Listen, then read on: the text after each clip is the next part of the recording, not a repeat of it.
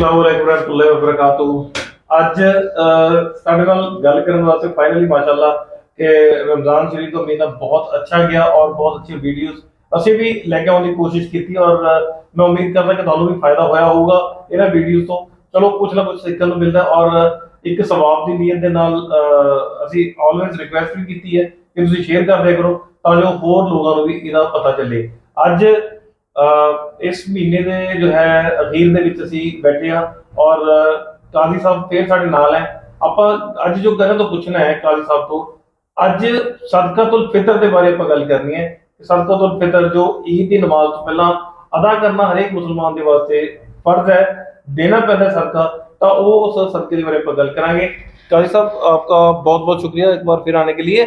और सदकातुल फितर जो है कितना है इस बार और बेसिकली ये क्या है और क्यों है, इन सवालों के जवाब आपसे लेंगे। बिस्मिल्लाहिर्रहमानिर्रहीम। मोहतरम सामिईन व नाज़रीन, आज का हमारा टॉपिक है सदकातुल फितर। रमज़ान में अल्लाह ताला की जानिब से मुसलमानों के ऊपर कई सारे अहकामात लाजिम होते हैं। रोज़ा रखना, तरावी पढ़ना, कुरान करीम की तिलावत करना, ये सारे इबादात मुसलमान इस महीने में अंजाम देते हैं। उनमें से एक अहम हुक्म अल्लाह ताला का वो सदकातुल फितर का है।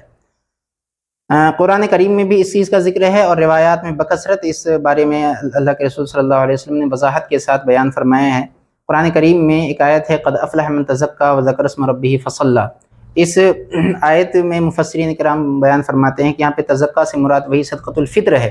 तो कुरान से भी पता चलता है कि ये कुरानी हुक्म है और अल्लाह के रसूल सल्लल्लाहु अलैहि वसल्लम की जानिब से भी कुछ हिदायत हमें हमारे सामने पेश हैं। हज़रत अब्दुल्लाह बिन अब्बास रज़ी अल्लाह तआला अन्हु बयान फरमाते हैं कि फ़रज़ रसूलुल्लाह सल्लल्लाहु अलैहि वसल्लम ज़कातुल फ़ित्री साअम मिन तमरिन औ साअम मिन शईरिन औ साअम मिन अक़ितिन, कि रसूलुल्लाह सल्लल्लाहु अलैहि वसल्लम ने फ़र्ज़ फरमाया है सदकातुल फ़ित्र को गेहूँ में से एक, ये जौ में से एक सा, गेहूँ ये खजूर में से एक सा, किशमिश में से एक सा। तो इस तरीके से और एक रिवायत में ये भी आता है कि इस सदकातुल फित्र के फ़र्ज़ होने का या वाजिब होने का मकसद क्या है। अल्लाह के रसूल सल्लल्लाहु अलैहि वसल्लम के ताल्लुक़ से सहाबा बयान फरमाते हैं कि फ़रज़ रसूलुल्लाह सल्लल्लाहु अलैहि वसल्लम ज़कातुल फित्री तुहरतन लिस्सियामी मिनर रफ़सी वल लगवी मिनल लगवी वर रफ़सी व तुअमतन लिल मसाकीन। रसूलुल्लाह सल्लल्लाहु अलैहि वसल्लम ने सदकातुल फित्र को इसलिए फ़र्ज़ फरमाया ताकि रोज़ों की पाकी और सफाई हो सके।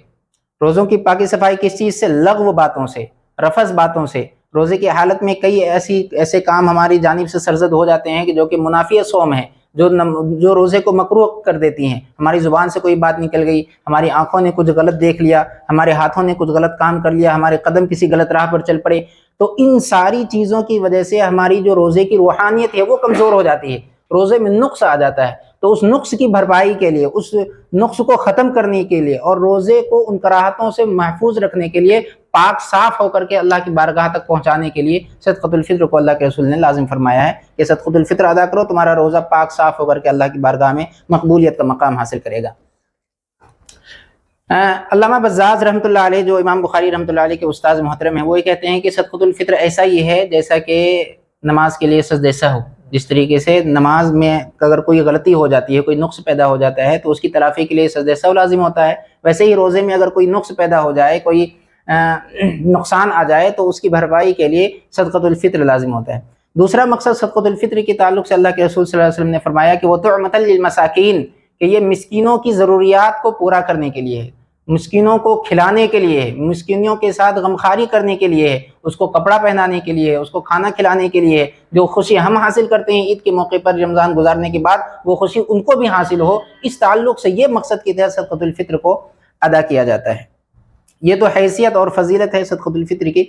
एक हैसियत रिवायत में ये भी आता है कि सदकातुल फित्र की वही हैसियत है जैसे कि किसी दस्तावेज़ को कबूल करने के लिए मोहर की हैसियत होती है, कि जब तक दस्तावेज़ पे मोहर या किसी आला अधिकारी का वो साइन नहीं होता है तब तक वो दस्तावेज़ काबिल कबूल नहीं होता है। वैसे ही सदकातुल फित्र ऐसा ही है रमज़ान की इबादत के लिए कि रमज़ान की इबादत उस वक्त तक मकबूल नहीं होंगे, अल्लाह की बारगाह पर मकबूलियत का मकाम हासिल नहीं करेंगे जब तक कि सदकातुल फित्र को अदा ना कर लिया जाए।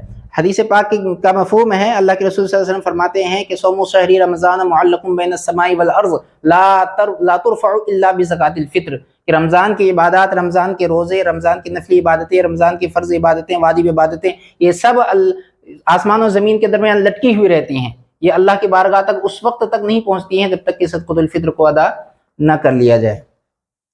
صدقۃ الفطر کتنا لازم ہوتا ہے، کن پر لازم ہوتا ہے، کن کو دینا ہوتا ہے، یہ ساری باتیں بھی مختصراً میں آپ کے سامنے عرض کرنا چاہتا ہوں کہ صدقۃ الفطر کے تعلق سے معیار جو ہے شریعت نے وہ یہ رکھے ہیں کہ جو کے ذریعے سے ادا کیا جاتا ہے، گیہوں کے ذریعے سے ادا کیا جاتا ہے، کھجور کے ذریعے سے، پنیر کے ذریعے سے، کشمش کے ذریعے سے۔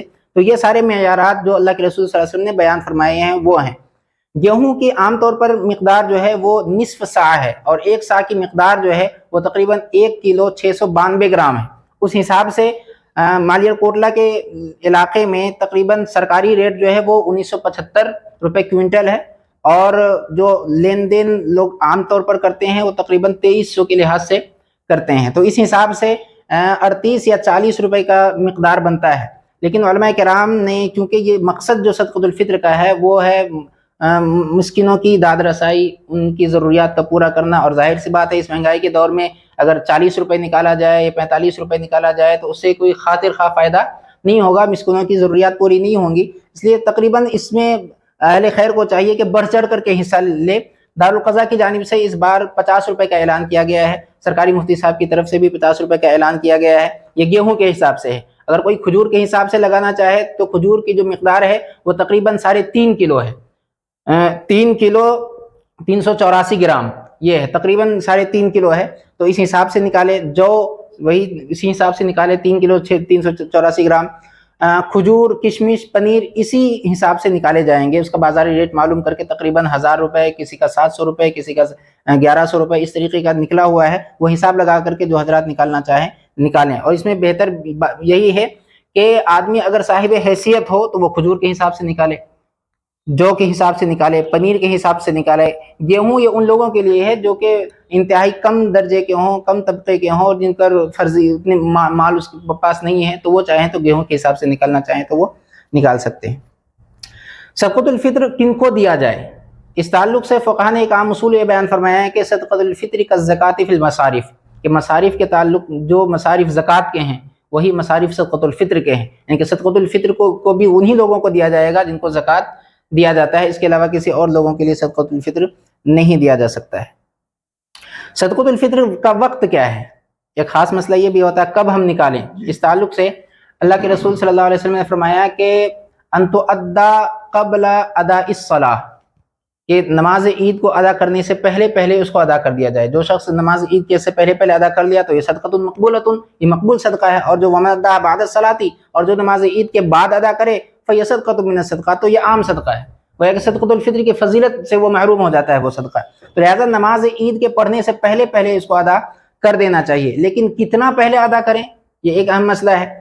اس تعلق سے ہدایات یہ ہیں کہ یہ جو مقصد ہے اس صدقۃ الفطر کا وہ یہ ہے کہ غرباء و مساکین کی ضروریات کی تکمیل ہو، اور ظاہر سی بات ہے کہ ہم جب اس وقت ادا کریں جب کہ عید کی خوشی میں وہ شریک ہو جائیں، اتنے میں وہ اپنی ضرورتیں پوری کر کے عید کی خوشی میں وہ شامل ہو جائیں، تب جا کر کے یہ ہوگا۔ تو اس تعلق سے علماء کرام نے کہا کہ جتنا بھی پہلے دے دیا جائے وہ درست ہوگا۔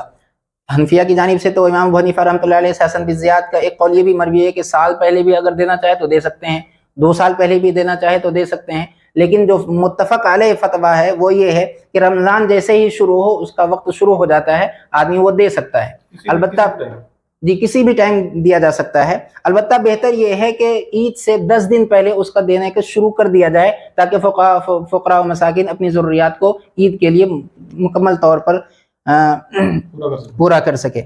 ایک روایات ہماری نظر سے یہ بھی گزری ہے کہ اللہ کے رسول صلی اللہ علیہ وسلم نے ایسے موقع میں فرمایا کہ اگرچہ جائز تو قرار دیا ہے کہ عید کے سے پہلے ادا کر دیں، لیکن اللہ کے رسول نے یہ بھی تاکید فرمائی ہے کہ اغنوہم عن المسألۃ فی ھذا اليوم، اگر فقراء مساکین عیدگاہ کے موقع پہ، عید کے موقع پہ آپ کے عیدگاہوں پہ کھڑے ہوں گے تو کیا ان کی خواہش نہیں ہے کہ وہ اپنے بچوں کے ساتھ نئے کپڑے پہن کر کے مٹھائی وغیرہ تقسیم کر کے اپنی خوشی منائیں؟ اگر وہ ان چیزوں سے محروم ہو کر کے آپ کے پاس مانگنے آتے ہیں تو کیا آپ کے لیے یہ مناسب ہے کہ آپ اس کو پہلے کیوں نہیں ذمہ داری سے بری کر دیے؟ آپ نے اس کو پہلے کیوں نہیں دے دیا؟